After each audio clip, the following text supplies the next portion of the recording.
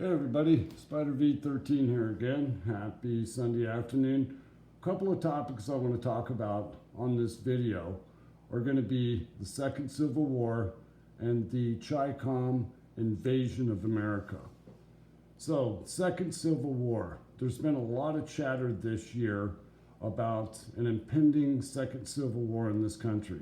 And there is a possibility that might happen.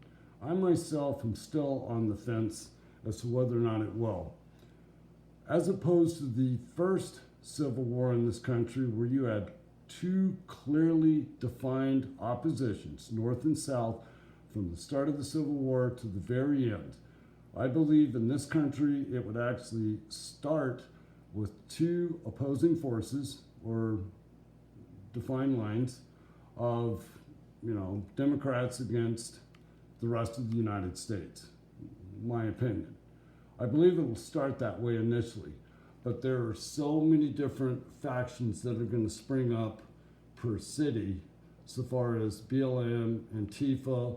There's countless militia groups in this country, and I believe it would only take a short time for a second civil war to splinter off in so many different directions. At that point, you would be very difficult to figure out who the enemy is and who it isn't.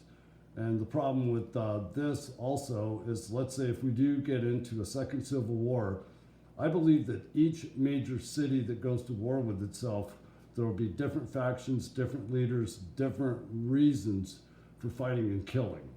So take that and just kind of mull it over and see what you think about it.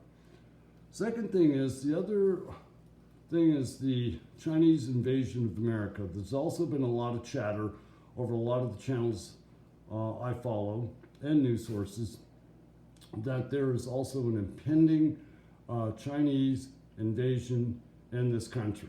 And supposedly that would happen after this country is embroiled in massive internal conflict, i.e. civil war. Now, most of us watchmen know that it's been proven that in northwest Canada, right across the border to America, there's a mass of Chinese soldiers that are training. We also know that the Chinese pretty much own all the shipping ports down in Long Beach, Los Angeles, San Diego, and Lord only knows what's stored in containers that's been brought into this country.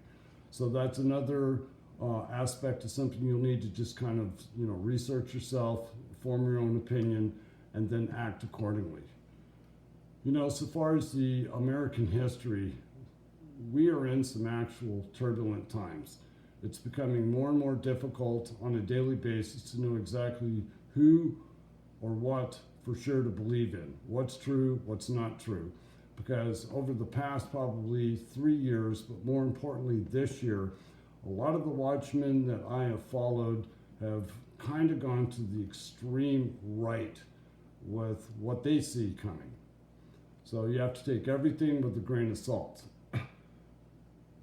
So that's why when I tell preppers initially that are brand new and new watchmen, you got to study. You've got to do your own research. You have to take a look at your life, your geographical location, your family, who you need to support. There's a whole lot of variables that you need to just sit down and think through to decide what is going to be the best path as far as your prepping and your response to whatever situations may come up. And right here, one of the things that I've been doing is when I go out shopping so far as prepping supplies, I get a pound of rice and a pound of pinto beans, and then I seal those into an 8-inch food saver bag. And I'm stocking up a lot of these because I plan to help people when the time comes. I'm not going to be able to help everybody, but there are a handful of people that I'll be able to just hand these out with cans of tuna, a box of crackers, and here's the best I can do for you, go away. And I think all of us as preppers should have that mentality. Statistics show, and a lot of watchmen and preppers out here will tell you, a lone wolf prepper cannot make it by themselves. For a very short time they can.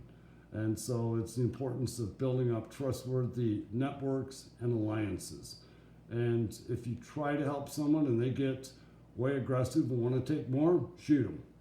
Unfortunately, it's going to boil down to that. When the starvation point in this country gets to where rational-minded people are going to start doing some asinine things to get food for themselves, their wives, their children, their parents, there's going to be a defining moment in every American citizen's life where there's that defining moment. You're going to have to make a choice. Either survive or die.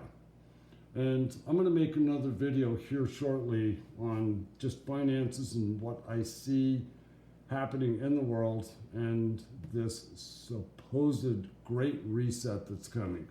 All right, with that, be safe, stay aware, but most importantly, be prepared. I'm out.